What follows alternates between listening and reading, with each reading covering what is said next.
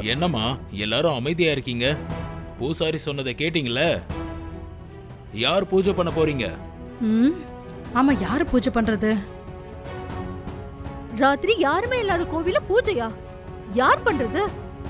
அதுவும் நேத்து தான் ஒருத்தன் பாம்பு கடிச்சு செத்துருக்கான். அப்படி இருக்கும்போது இங்க தனியா எந்த பொண்ணு பூஜை பண்ண முடியும்? இது கோவில் வழக்கம்.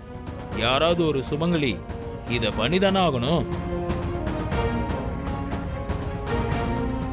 ஏமா மல்லிகா, இந்த பூஜையை நீயாவது பண்ணுமா? ஐயோ, என்னாலலாம் முடியாதுப்பா. எனக்கு ஏதாவது ஆச்சுன்னா என் பிள்ளைங்களை யார் பாத்துப்பா? இந்த ஊர் நல்லா இருக்கணும்னா யாராவது இத பண்ணிதானே ஆகணும். இப்படி எல்லாரும் முடியாது முடியாதுன்னு சொன்னா ஆத்தா கோவத்துக்கு ஆளாகி ஊரே அழிஞ்சு போகணுமா? அண்ணாமலை அத்தை கிட்ட நல்ல பேர் வாங்க இதுதான் சரியான சான்ஸ். இதை நாம யூஸ் பண்ணிக்கலாம். இந்த பூஜைய அத்தை, இந்த பூஜைய நான் பண்றேன்.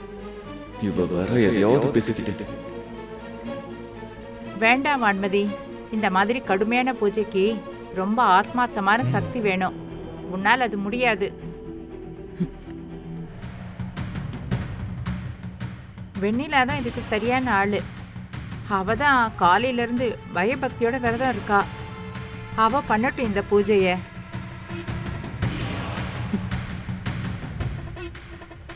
வெண்ணிலா, நீ பண்ணுமா?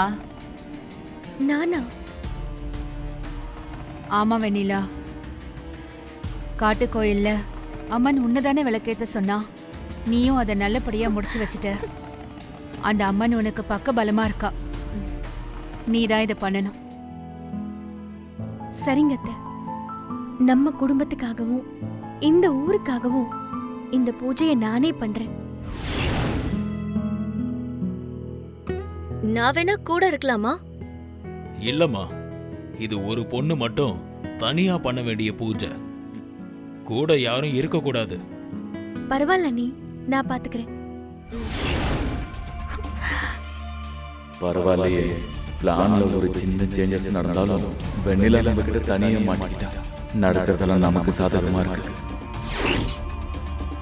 வெண்ணிலாவை மட்டும் தனியா எப்படி கோயில்ல விடுறது? ஏதாவது விபரீதம் ஆச்சுன்னா